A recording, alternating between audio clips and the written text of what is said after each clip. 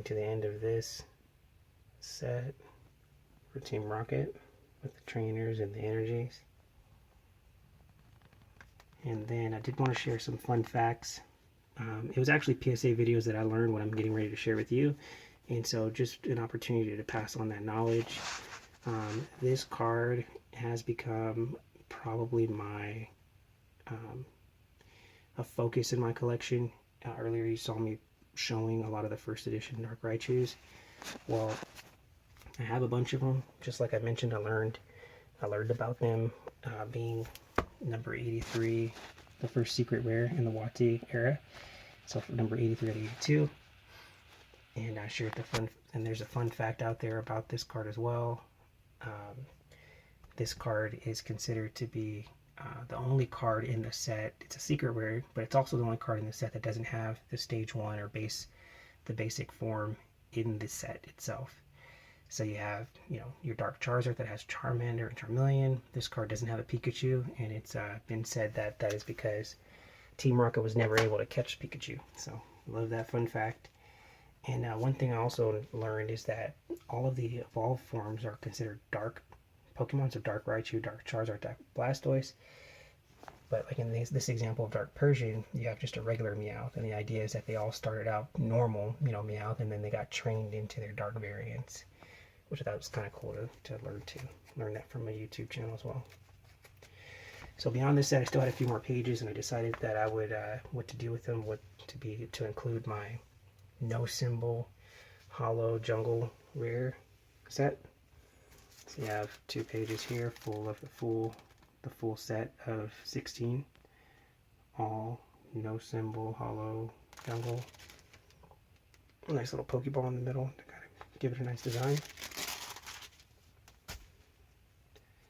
And then turning the page with just a little more room to be creative, I have all the trainers from Gym Heroes, going from Brock, Gym 1, Gym 2, Gym 3, all the way through, with Team Rocket in the middle.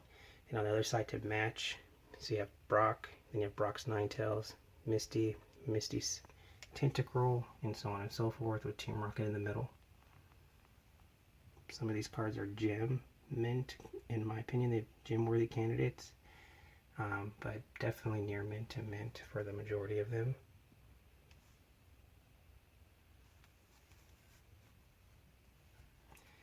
And then on the final page, I decided to include just some more cards, some trainers that I had first edition and hollow versions of the Team Rocket, but also this is a Japanese Sabrina's Gaze card, or Sabrina card. It might be Sabrina's Gaze, and it's controversial, not included in the English set because it looks like she's flipping the bird. So definitely cool to look at, definitely something to keep around, and wasn't really sure what I wanted to do with this last page, and kind of this is my filler version of this page unless something better comes along that I decide to do. Maybe, Shinings or Gold Stars or something going on here, but this is nice for now. Alright, I'll close this up, and let's go ahead and take a look at some of what we got going on here.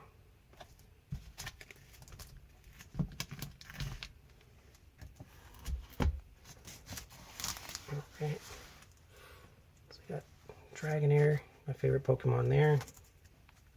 My first PSA graded purchase. We've got a Gem Mint, first edition Zapdos. We've got a Mint 9 first edition Fossil. These all came back from two of my graded submissions with Ludkins Collectable, and very happy with all these results. Just to get back cards that were in my collection and have them graded. Some of these were purchases. In fact, I should have mentioned that these were all some of my first purchases here. In 2018 when I was buying graded cards. But then these ones are from my collection. So you got your Lapras here. First edition Dragonite, first edition Dark Alakazam from Team Rocket. Got the Mint 9.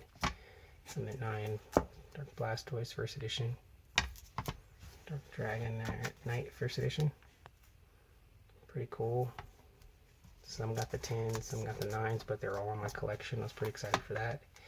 This I purchased, this one, and I believe, no, this one was also purchased. My 9 and my 8. Again, really excited about collecting Dark Raichu. So I wanted an 8, 9, and a 10, plus all the ungraded variants. Another one for my collection. Ended up getting the 7.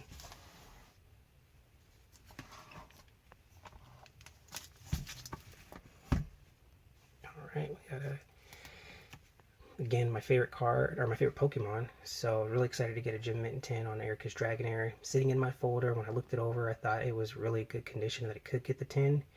And for it to come back to 10, I mean, these kind of cards to come back at a 10 when they're in my collection for a decade, literally a decade, that's just exciting. More beyond exciting, just attaches a sentimental value.